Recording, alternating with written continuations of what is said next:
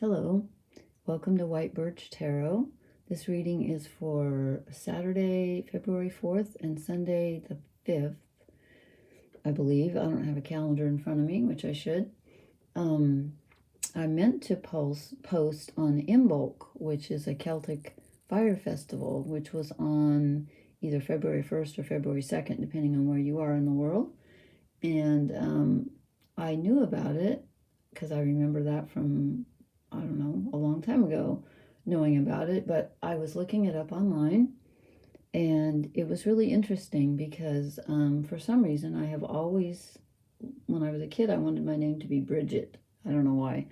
And then I found out there was a Celtic goddess, and I don't know if her name is pronounced Brigid or Brigid, because I don't know how they pronounced their G's back then. But there was an ancient Celtic goddess named, we'll call her Brigid, who the Catholics appropriated and made her Saint Bridget. Anyway, it turns out she's the goddess of poetry, and I write poetry, and the goddess of healing and domesticating animals and other things. So it was interesting. And her favorite tree, or her tree, not her favorite, I was going to talk about my favorite. Her tree is the silver birch, which I forgot to look up, but I think is probably what we call here in the States the white birch, which is, of course, where I got my name because it's my favorite tree. So that was kind of cool. Anyway, that's a long way of saying I missed posting on Imbolc because I was busy. So I'm kind of a couple days later, but I thought it was interesting. If you watched my last reading, there was so much feminine energy, and it's a holiday that's halfway between the winter solstice and the spring equinox, and it heralds the coming of spring, and it's a feminine, kind of a feminine energy because of the association with Bridget. So I thought that was interesting. So if you're still with me, I'm going to start with one quote, very short one, and I don't know who this person is. The name sounds Arabic to me, but I could be wrong, so if anybody knows, please correct me. Hafiz, Hafiz, and he or she, probably a man. They usually wrote down stuff men said, but it could be a woman. This sky where we live is no place to lose your wings, so love, love, love. No better advice than that, right? So tonight we're going with and I just sort of did this just like a spur of the moment. I was getting ready to go to bed, and I thought, no, I feel like it. So it's late again.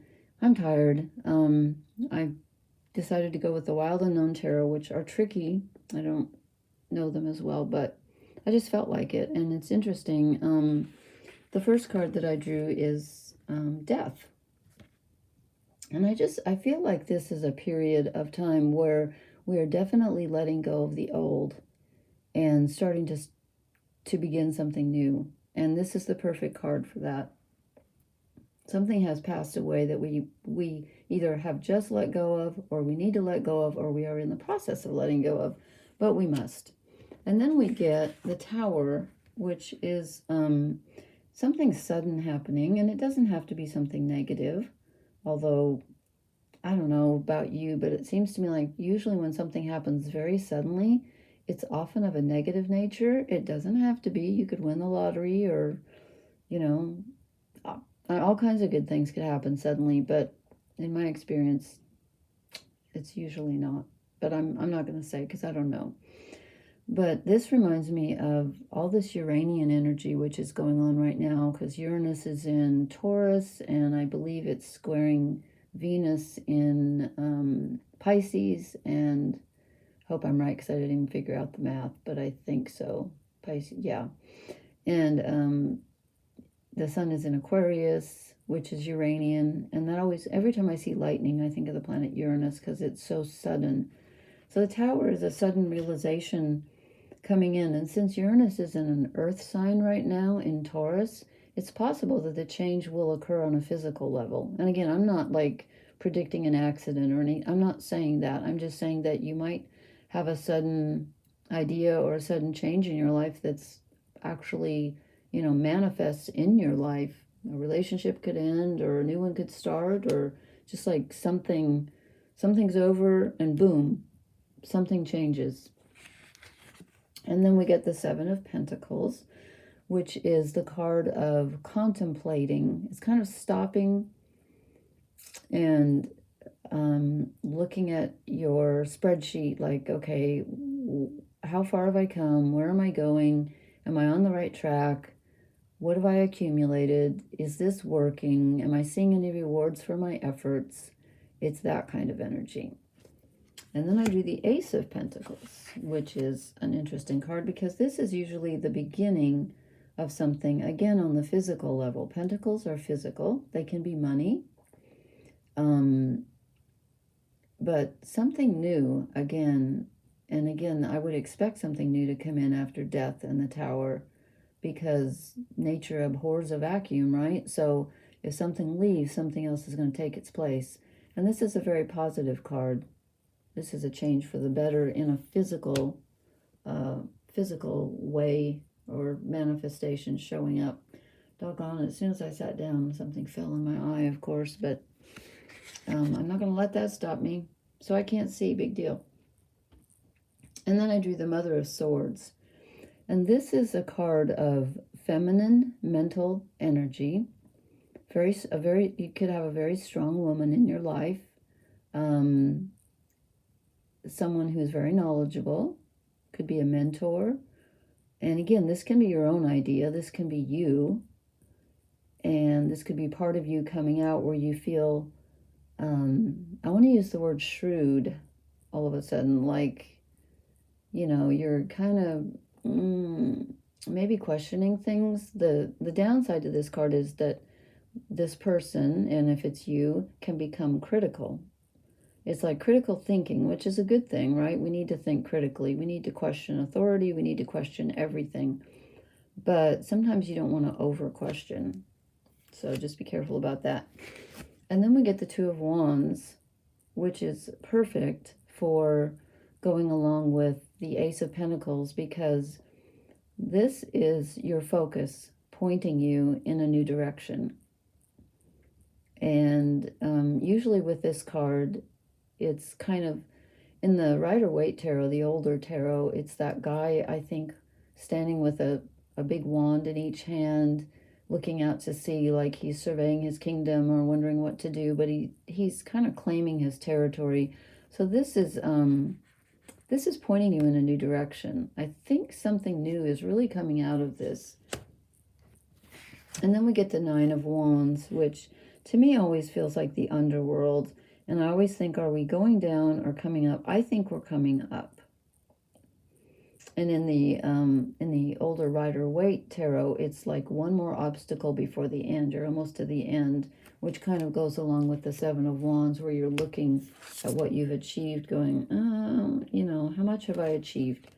But I feel like this is having faced something inside you, deep inside you, that was previously unconscious, and you faced it, and now it's pointing you in a new direction. And it's giving you some momentum with the Ace of Pentacles, which isn't really movement so much as it is a thing, but it is a circle. And circles are always kind of, I mean, they say, yeah, we're going around in circles. Well, everything kind of does. Everything goes in a spiral, so. And then I drew the Three of Cups. And this is a good card. This is friendship and harmony. And I'm thinking that someone's coming to your aid, not like a savior, I don't mean that, but like this is a good time to get group energy and advice from your friends. And even if it's just hanging out with people that you like, you will get some emotional satisfaction from others. At least you should. Good time to try. And then I pulled all these cards, and I just stack them up. I don't really think about them until I start filming, because otherwise it would take me too long. As I was stacking them and to make 8 cards, I noticed this was stuck to the back of the Death card. So I'm going to call this our overall energy card. And it's the Sun of Pentacles, which is kind of like the Page of Pentacles in the other deck, but it's a little bit different. It's very solid, quiet, steady, reliable energy. And this can be a person coming to your aid, perhaps someone younger. When I say younger, I mean younger than I am, but depends on how old you are. Someone young could be, or it could be someone who is just very reliable, that's there for you to count on. And again, I always look at the inner aspect. If it's part of you, it could be a new part of yourself that you're just now finding out that you can rely on, that feels grounded. We've got the moon energy with a pentagram or a pentacle in the middle. And, you know, it's just very solid. And so I'm thinking if it's inside you, you've discovered a part of yourself that you didn't know was there that you can count on. Maybe you went down into the underworld, which is the unconscious, unless you recently died and returned, which doesn't happen very often. It could be something that you found when you were down in your subconscious, and now you find, oh, I can rely on myself. I can do this by myself. I feel more competent than I thought I was. Okay, let's see. Do I want, I'm going to hold my full moon card because it's not the full moon yet. We're headed there. Do I want an oracle card, or should I? Okay, I'm going to be brave because we just had Imbolc, and this is probably stupid. I'm going to draw just one archetype card. I just feel like there's some really strong energy out there right now. I feel very, okay, the Nectar. I have no idea what this card means. I have never drawn it. That looks like a rose. And, of course, nectar is found in flowers, right? Plants. Am I wrong? I actually don't know much about They talk about bees. Do bees make nectar or do they take nectar? Someone will have to let me know. I don't know. But I do know that this is a positive card, that nectar is sweet, and it's kind of like reaping a reward again. And since that was kind of mystifying and I'm not familiar with it, I'm just going to draw one oracle card. I wasn't gonna, but I am, because I feel very strong energy right now. Oh dear. Okay, well now this is strange. All that glitters. This is obviously from that saying, all that glitters is not gold, because there are masks on top. So something, I'm getting the feeling that I want to say that this is the time to go through your relationships and really anything in your life and ask yourself this question. Why was I thinking about the Holy Grail? Oh, because of Leo, because we're going to have a full moon in Leo in a couple days. I'll probably post then. But the Grail question is, whom does it serve? And this is the question that you need to ask for all of, like, where's your energy going? With the Two of Wands, it's like, you know, this is like, whoops, just knocked my thing over there. This is like pointing your energy in one direction, okay? You don't want to be divided or you're going to waste your energy. So you need to focus and pick something. And this is telling you, take the things out of your life that are draining you, that are not gold, because all that glitters is not gold. And so it's time to look for the real. We've been getting that message a lot lately, and I feel like this is a time when we're all sort of being asked to do that. And that which does not serve us, I think, will probably be removed. But sometimes it's up to us to do the removing, because we do have free will after all. At least that's what they say. Sometimes, I knocked this over again. Sometimes I wonder, and as the psychologist Carl Jung said, and I've probably said this before, he said, free will is the ability to do gladly that which I must do. So he was equating fate and free will, and just saying, you know, you have the decision how to respond to things, but as we know, we don't always have control over everything. So anyway, am I forgetting anything? I don't think so.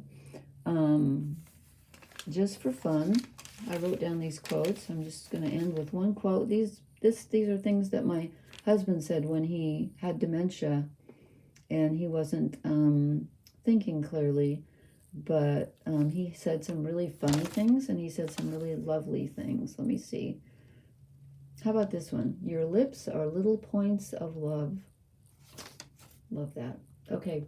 Thank you for listening. Please hit the like, share, and subscribe buttons. I'll try to post again on the on the full moon in Leo, which is in a couple of days. And blessings. Thank you. Good night.